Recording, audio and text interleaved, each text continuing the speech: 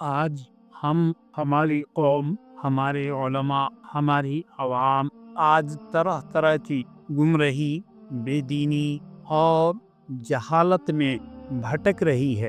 اور جب ہمارے علماء کہلانے والے، ہمارے ائمہ کہلانے والے، ہمارے پیشوا کہلانے والے جب خود ہی جہالت و گمراہی کے دلدل میں پھنسے ہوئے ہیں تو پھر عوام کا کیا حال ہوگا؟ عوام کس ڈگر پہ چلے گی؟ عوام کو راہ راست دکھانے والے کون ہوں گے؟ یہ ہم اور آپ ہر ایک سمجھ سکتے ہیں۔ آپ کہیں گے کہ میاں یہ آپ کیسی باتیں کہہ رہے ہیں کہ ہمارے علماء، ہمارے ائمہ، ہمارے پیشوا، ہمارے رہنما خود ہی بھٹکے ہوئے ہیں، خود ہی جہالت کے دلدل میں پھنسے ہوئے ہیں۔ کیا ہمارے اہل علم، ہماری علماء جن پر امت کی رہنمائی کا فریضہ ہے، جن پر ضروری ہے کہ وہ اپنی عوام یعنی عوام اہل سنت کی رہنمائی کا فریضہ انجام دیں، جنہیں ہر حال میں امت مسلمہ کو راہ راست پر چلانے کی ذمہ داری ہے، کیا وہ لوگ جہالت و گمراہی کے دلدل میں پھنسے ہوئے ہیں؟ وہی لوگ راہ راست سے بھٹکے ہوئے ہیں، وہی لوگ صحیح باتیں نہیں بول پا رہے ہیں۔ میرے دوستو، بات بالکل صحیح ہے، اگرچہ حق بات یہ ہوتی ہے وہ کڑوی ہوتی ہے۔ الحق و مرم، حق بات کا بولنا انتہائی کڑوا ہوتا ہے، سچ بات کا بولنا انتہائی تکلیف دہ ہوتا ہے۔ آج سمجھ لیجئے کہ وہی دور ہے حقیقتاً کہ جس دور کے بارے میں اللہ کے پیارے حبیب محمد رسول اللہ صلی اللہ تعالی علیہ وسلم نے ارشاد فرمایا تھا کہ ایک دور آئے گا کہ جب آدمی کا اپنے ایمان کو بچانا، ایمان پر چلنا، دین پر چلنا اتنا ہی مشکل ہوگا جتنا کہ اپنے ہاتھ کی ہتھیلی پر آگ کے انگارے کو رکھنا جتنا مشکل ہوگا اتنا دین پر چلنا مشکل ہو جائے گا۔ میرے دوستو، میں آج آپ سے کچھ باتیں بیان کروں گا۔ آج ہمارے اہل علم کے اندر طرح طرح کی جہالتیں بھری ہوئی ہیں۔ آج ہمارے مدرسوں کا حال انتہائی دیگر گم ہو چکا ہے۔ وہاں آج صحیح ڈھنگ سے پڑھائی نہیں ہو رہی ہے۔ اہل علم جو ہیں واقعی وہ درد و کرب کے عالم سے گزر رہے ہیں، درد و کرب اور اضطراب و بے چینی کے حالات سے گزر رہے ہیں۔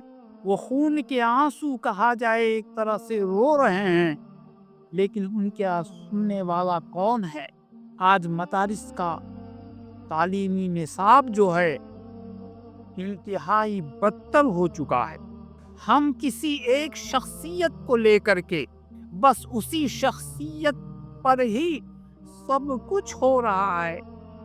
نعت ہو، مناقب ہو، تقریریں ہو یا تحریر لکھی جائے، مضمون لکھا جائے تو بس ایک ہی شخصیت ہے، بس اسی شخصیت پر لکھنے والے لکھتے چلے جا رہے ہیں، بولنے والے بولتے چلے جا رہے ہیں، مقررین تقریر کیے چلے جا رہے ہیں، نعت خواں نعت و مناقب کے اشعار پڑھتے چلے جا رہے ہیں۔ نہ کسی اور بزرگ کے تعلق سے کچھ پیش کیا جاتا ہے، نہ کسی اسلامی ٹاپک پر کچھ بیان کیا جاتا ہے، نہ رسول اللہ صلی اللہ علیہ وسلم اور نہ ہی ائمہ اہل بیت اطہار جن کے اوپر دین کا سارا دار و مدار ہے، نہ ان کے تعلق سے کچھ بیان ہوتا ہے۔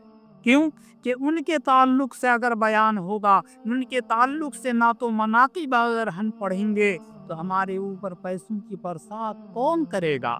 کیونکہ ان کے ماننے چاہنے والے آج بہت کم ہیں۔ وجہ یہ کہ ان کی عظمت سے لوگ نا آشنا ہے، ان کی عظمت سے واقف نہیں ہے۔ اس لیے ایسے لوگوں کے بارے میں پڑھو نہ تو مناقب یا تقریریں کرو جن کے ماننے والے ہیں، جن کے مریدین ہیں، ہم ان کے تعلق سے پڑھیں گے، نہ تو مناقب یا تقریر کریں گے تو نوٹوں کی برسات کو اور اسی جہالت کا یہ ایک نمونہ آپ کے سامنے پیش کر رہا ہوں۔ اب بتائیے کہ ہمارے علماء کو اتنا بھی پتہ نہیں ہے کہ ہم کہاں پر کون سا لفظ استعمال کریں اور اس لفظ کو کس طرح سے پڑھنا صحیح ہے، کس طرح سے پڑھنا غلط ہے۔ ایک شعر پڑھا جاتا ہے، سلام کا یہ شعر ہے، سیدی مرشدی، سیدی مرشدی۔ میرے دوستو، یہ مرشد ہے، مرشد اس میں فاعل کے معنی میں ہے، اس میں فاعل یعنی رہنمائی کرنے والا، ہادی راستہ دکھانے والا، تربیت کرنے والا، یہ ہے مرشد۔ اور مرشد یہ اس میں مفعول ہے، اس کا معنی ہوا کہ وہ شخص جس کو راہ دکھائی جائے، جس کی تربیت کی جائے۔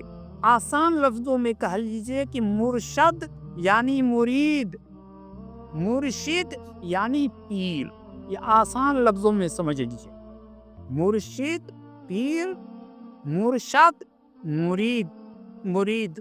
اب بتائیے کہ پڑھا جاتا ہے سیدی مرشدی، سیدی مرشدی، جبکہ وہ لفظ ہے سیدی مرشدی، اے میرے آقا، اے میرے پیر و مرشد، اے میرے راہبر، اے میرے رہنما، لیکن اس کو پڑھتے ہیں سیدی مرشدی، نعوذ باللہ من ذالک۔ اور بعض جگہوں پر، جیسا کہ کل ایک ویڈیو کے ذریعے معلوم ہوا، اس کو بعض جگہوں پر ایسا بھی پڑھا جاتا ہے کہ جس سے کفریہ پہلو بھی نکلتا ہو۔ ہمارے اس علاقے میں اس قسم کا نعرہ نہیں لگایا جاتا، لیکن ہو سکتا ہے انڈیا اتنا بڑا ہے، کسی علاقے میں اس طرح کے نعرے بھی لگائے جاتے ہوں۔ تو اگر پڑھنے لکھنے والا معنی سمجھ کر کے قصدن اگر وہ پڑھے تو ایسی صورت میں کفر بھی ہوگا۔ وہ نعرہ جس کی میں بات کر رہا ہوں، جس کے تعلق سے کل ایک ویڈیو میں نے کل سنا، لیکن ہمارے ہاں عام طور سے یہ ہے کہ بزرگوں کی شان میں اس طرح کی باتیں ہیں، اس طرح کے اشعار پڑھے جاتے ہیں۔ مثلاً ابھی ربیع الاول شریف کے موقع پر جو میں نے سفر کیا، اس میں ایک امام صاحب کے پیچھے نماز پڑھنے کا موقع ملا، اور ایک درگاہ پہ میں حاضر تھا۔ اس درگاہ پر سلام پڑھا جا رہا تھا، سلام پڑھنے والے صاحب نے سلام پڑھا، لیکن وہی کہ جس پر انتہائی دکھ اور صدمہ ہوا، سیدی مرشدی شاہ یا بالا فلاں صاحب یا حاجی فلاں صاحب، میں ان کا نام نہیں لوں گا ان بزرگ کا، تاکہ کسی کو جان بوجھ کر یہ ہو کہ انہوں نے ان کی دل آزاری کی۔ وہ وہاں کے امام تھے اور قاری صاحب کہلاتے ہیں، نعوذ باللہ من ذالک۔ ایک صاحب نے مجھ سے کہا، میں نے کہا استغفر اللہ، اگر ایسے ہی قاری ہوئے تو ہمارا دین سراسر مٹ چکا ہے۔ جن کو ایک سلام تک کم پڑھنا نہیں آتا، اردو کا لفظ بھی بولنا نہیں آتا، اس کو قرآن پڑھنا کیا آئے گا؟ اور یہی وجہ تھی جو ہے یہ سورہ فاتحہ سے لے کر جتنی رکعتیں ان کے پیچھے پڑھی، کوئی رکعت میں اس کی قرأت صحیح نہیں تھی۔ لوگ آج شہرت مشہور کر دیا، معروف اور مجہول، ابھی کو خود نہیں جانے معروف، وہ کیا قرآن دوسرے کو پڑھائے گا معروف؟ جب شوہر نہیں جانتا تو بیوی کیا جانے گی؟ جب باپ نہیں جانتا تو بیٹا کیا جانے گا معروف؟ بیٹی کیا جانے گی معروف پڑھنا؟ لاسٹ میں سلام پھیرتے ہیں تو سلام میں بھی السلام علیکم ورحمۃ اللہ، نعوذ باللہ من ذالک۔ بتائیے کتنی جہالت ہے۔ تو یہ ایک میں نے نمونہ پیش کیا ہے۔ اب آگے چلیے، کچھ شعر وہ بھی پڑھے جاتے ہیں جو سراسر جھوٹ ہیں۔ حضور رحمت عالم صلی اللہ تعالی علیہ وسلم کے اوپر، غوث اعظم کے اوپر جھوٹ باندھا جاتا ہے، جھوٹ بولا جاتا ہے۔ دائیں تھے مصطفیٰ، بائیں غوث الورا، اور کہا لکھو اے میرے پان، نعوذ باللہ من ذالک، استغفر اللہ۔ یہ کیا حضور رحمت عالم صلی اللہ علیہ وسلم پر جھوٹ نہیں ہے؟ وہ رحمت عالم صلی اللہ علیہ وسلم جن کی عظمت کا، جن کی محبت کا، جن سے عقیدت کا، جن پر ایمان ہم رکھتے ہیں، جن کا کلمہ ہم پڑھتے ہیں، اور اس نبی معظم صلی اللہ علیہ وسلم کے اوپر ہم جان بوجھ کر کے جھوٹ باندھتے ہیں، جھوٹ بولتے ہیں۔ میرے دوستو، آپ جانتے ہوں گے یا علماء سے سنا ہوگا کہ نبی محترم صلی اللہ علیہ وسلم کے اوپر جھوٹ باندھنے کا، جھوٹ بولنے کا، کسی ایسی بات، کسی ایسی چیز کی نسبت رحمت عالم صلی اللہ تعالی علیہ وسلم کی طرف کرنے کا کیا بھیانک، کتنا ہی بھیانک انجام ہے۔ حضور رحمت عالم صلی اللہ علیہ وسلم کی ایک حدیث پاک میں آپ کے سامنے پیش کروں۔ اللہ کے پیارے حبیب صلی اللہ تعالی علیہ وسلم ارشاد فرماتے ہیں، من کذب علی متعمدا فلیتبوأ مقعدہ من النار، جس نے جان بوجھ کر کے مجھ پر جھوٹ باندھا، کسی ایسی بات کی نسبت میری طرف کی جو بات میں نے نہیں کہی ہے، تو اسے چاہیے کہ وہ اپنا ٹھکانہ جہنم کو بنا لے۔ الامان والحفیظ، کتنا بھیانک انجام ہے ان جھوٹ باندھنے والوں کا، لیکن اس کے باوجود ان جھوٹ باندھنے والوں اور جاہل شعراء، جاہل ائمہ اور علماء کو ذرا سا بھی کوئی پاس و لحاظ نہیں، جو من میں آیا بکتے چلے جا رہے ہیں۔ بس عوام خوش ہو، روپے پرسوں ہی برسات ہمارے اوپر ہو، فلاں صاحب خوش ہو جائیں، خلافتیں مل جائیں، بس یہی حال ہے۔ تو یہ دو مثال میں نے آپ کے سامنے پیش کی اردو کی، ایک تو یہ کہ سراسر جھوٹ، اور دوسری پہلی مثال کہ ہم کو لفظ بولنا ہی نہیں آتا، ہم پڑھتے چلے جاتے ہیں، سبحان اللہ سبحان اللہ، ماشاء اللہ، نعرے پلا نعرے۔ اور ایک اور مثال، تیسری مثال، اب وہ فارسی زبان کی ہے۔ جس بچے کو فارسی کی پہلی یا تسہیل المصادر صحیح ڈھنگ سے پڑھا دی جائے تو وہ بچہ بھی اس قسم کی غلطی نہیں کرے گا، وہ بھی سمجھے گا کہ ہاں یہ صحیح ہے، یہ غلط ہے۔ لیکن آج ہمارے یہاں سے جو فضیلت کی دستار لے لے کر کے نکلتے ہیں مدرسوں سے، ان کا یہ حال ہے۔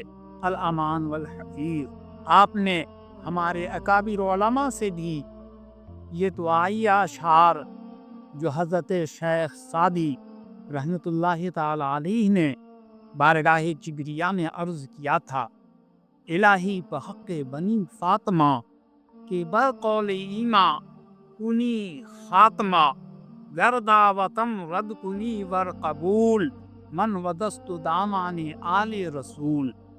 یہ صحیح ہے۔ اب لوگ پڑھتے کیا ہیں، اب وہ سنیے ہمارے جو علماء اور فضلاء آج کل کے پڑھتے ہیں، الہی بحق بنی فاطمہ کہ بقول ایماں کنم خاتمہ۔ اب بتائیے، کنم یہ واحد متکلم کا صیغہ ہے، کنم، کردم وغیرہ وغیرہ، واحد متکلم کا صیغہ ہے۔ کنم کا معنی ہوا میں نے کیا یا میں کرتا ہوں، جبکہ حقیقت یہ ہے، مقصود یہ ہے کہ اے اللہ، اولاد فاطمہ کے طفیل، اولاد فاطمہ کے وسیلے سے اے اللہ میرا خاتمہ تو ایمان پر فرما دے۔ یہ ہے اصل مقصد حضرت شیخ سعدی رحمۃ اللہ تعالی علیہ کے کہنے کا، اور دعا کا مقصد یہی ہے کہ اے اللہ تو اولاد فاطمہ کے طفیل، بنی فاطمہ کے طفیل، میرا خاتمہ ایمان پر فرما۔ اور جو ہمارے علماء اور فضلاء پڑھتے ہیں، اس کا مطلب ہوا اے اللہ اولاد فاطمہ کے طفیل، میں نے اپنا خاتمہ ایمان پر کیا۔ نعوذ باللہ من ذالک۔ کیا آپ کو یہ اختیار ہے کہ آپ اپنا خاتمہ ایمان پر کریں؟ अरे ये तो अल्लाह के कब्ज़े कुदरत में है, उसके हाथों में है, उसके इख्तियार में है। नबी मोहतरम सल्लल्लाहु ताला अलैहि वसल्लम की वह हदीस पाक इंतहाई मशहूर है कि सरवरे कौनो मकाम सल्लल्लाहु ताला अलैहि वसल्लम ने इरशाद फरमाया, एक शख्स जिंदगी भर इबादत और रियाजत में मशगूल रहता है और मरने से पहले पहले उसकी तकदीर सामने आ जाती है और उसका खात्मा कुफ्र पर होता है। एक शख्स कुफ्र और शिर्क में मुलव्विस रहता है, भटका रहता है, लेकिन उसकी तकदीर सामने आ जाती है, उसका नरिश्ता सामने आ जाता है और वो उसका खात्मा ईमान पर रब तबारक व तआला। तो मेरे दोस्तों और बुजुर्गों, ये है आज हमारे उलमा और फुज़ला का हाल। अल्लाह तबारक व तआला हमें सच्चे अहले इल्म, उलमा और फुज़ला की कदर करने की तौफीक अता फरमाए और इन जाहिल मौलवियों, इन जाहिल कारियों, इन जाहिल हाफिजों को राह रास्त पर लाने के लिए हमें जद्दोजहद करने वाला बनाए। ये इंतहाई अफसोस की बात है कि हम कुरान तक सही नहीं पढ़ सकते, नमाजें पढ़ाते हैं, मसले मसाइल तक से हम वाकिफ नहीं हैं, कुफ्र और इर्तिदाद में हमें कोई इल्म नहीं है। और अगर कोई आलिम दीन, कोई साहिब इल्म अगर हमें बताए तो वो हमारा सबसे बड़ा दुश्मन बन जाता है। अल्लाह तबारक व तआला हम सबको अपने हबीब पाक सल्लल्लाहु ताला अलैहि वसल्लम और औलियाए कराम गौसो ख्वाजा रिदवानुल्लाहि ताला अलैहिम अजमईन के फैज़ान करम से सरफराज फरमाए।